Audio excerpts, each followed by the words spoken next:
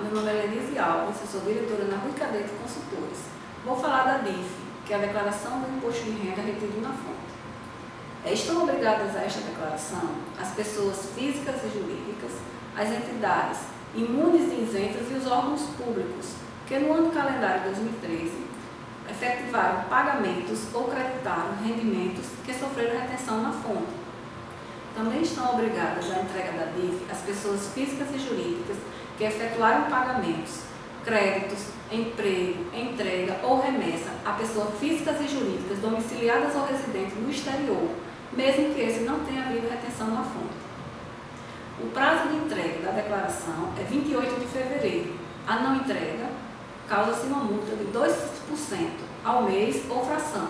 É muito importante a entrega da DIF, pois serve como comparação, como parâmetro para que a Receita Federal cruze as informações com o imposto de renda retido na fonte da pessoa física. Com isso, havendo divergência de informações, o contribuinte cai em malha fina. Espero ter contribuído com o assunto. Até a próxima.